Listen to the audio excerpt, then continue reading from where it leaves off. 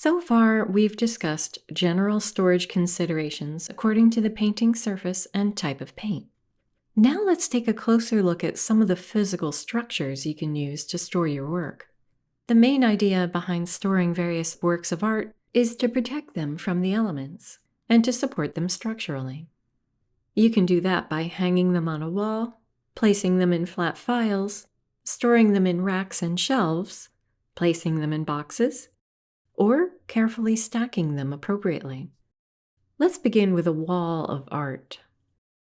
One option for storing your dried paintings is to establish a wall in your house or studio as a display area while they cure.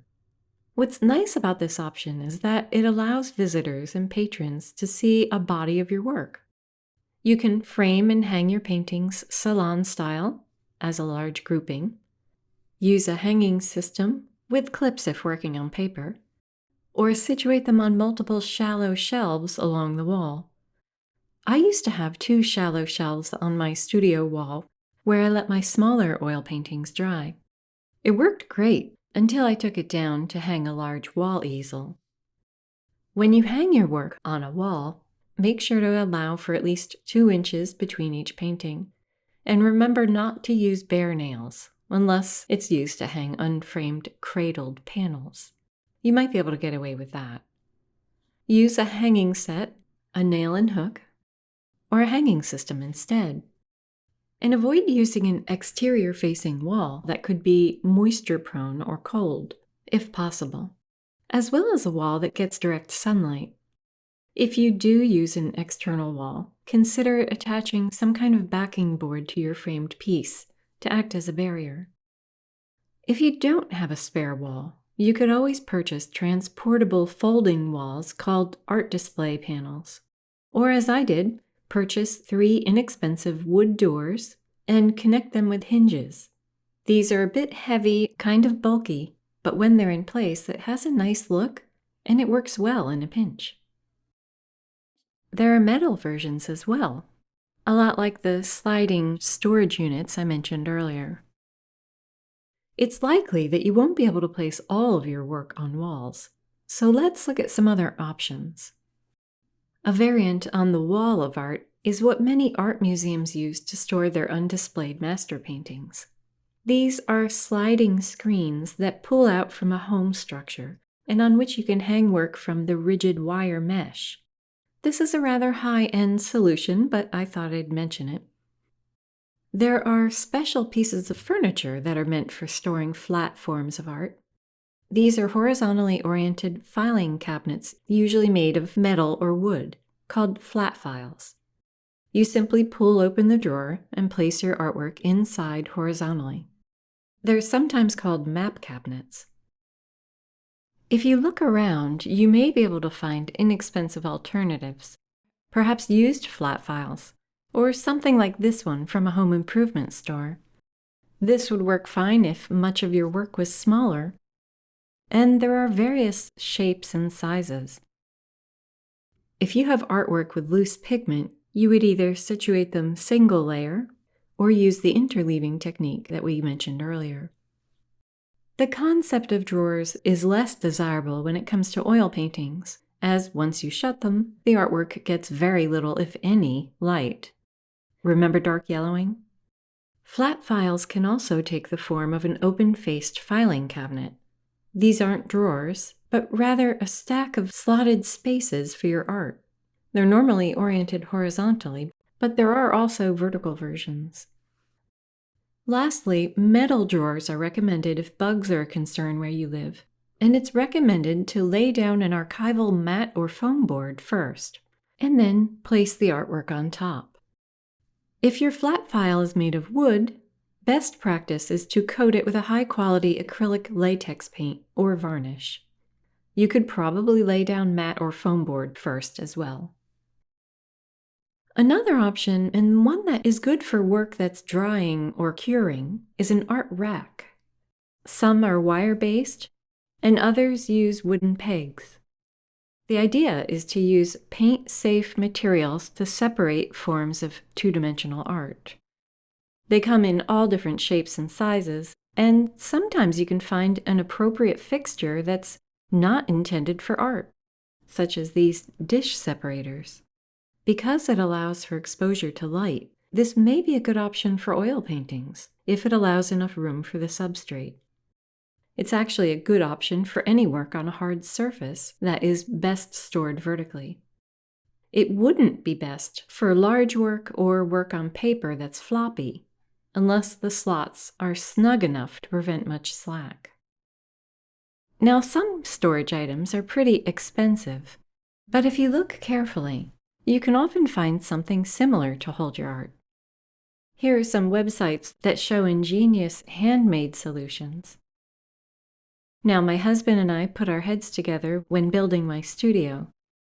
We designed special shelves for my art closet. Basically, we went to the local home improvement store and explored their items with our budget in mind. I liked the vented shelving because it would allow airflow, but they also have wood options as well. You can also check thrift stores or antique stores, estate sales, online auctions. You never know what you can find. Sometimes you can store your artwork in appropriately sized archival folders or boxes, but make sure to check to see that the materials are archival. I'm referring to special storage boxes, not shipping boxes. If it doesn't specifically state that it's acid-free, or even better, archival lignin-free, then I would avoid using it.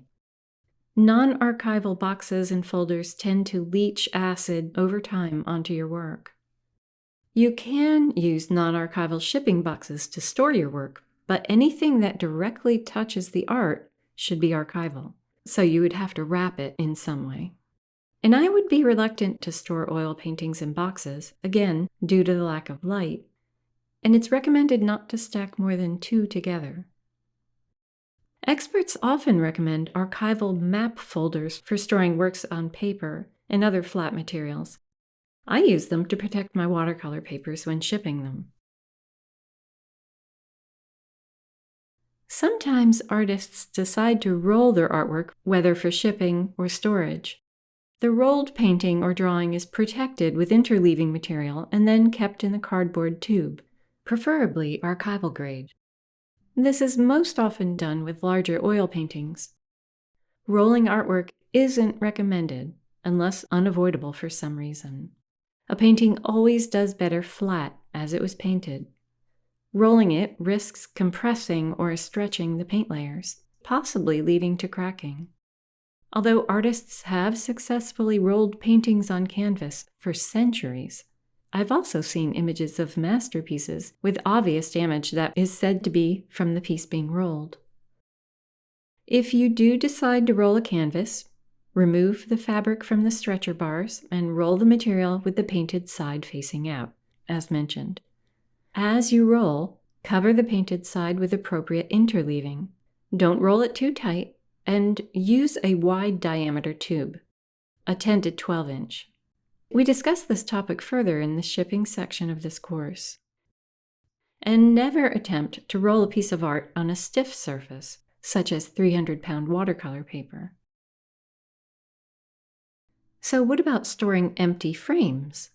Well, I store my unused frames in a closet with each frame separated by a piece of cardboard. Because there isn't any art involved, I just use regular cardboard as separators. You don't need to worry about the acid at that point, or about storing them in complete darkness because they're empty. But be careful of the base. Maybe put a cushion underneath of some kind. These thermal pipe covers make nice cushioning, especially if transporting framed work, and they're available in any home improvement store. There are inexpensive options. Just browsing around the rug aisle of a home improvement store, I see several items that could be used. Rug squares, step pads, exercise mats, even bath mats, or kneeling pads. For those who work on unusual surfaces, such as metal, ivory, or glass, I attached a resource that you should find helpful.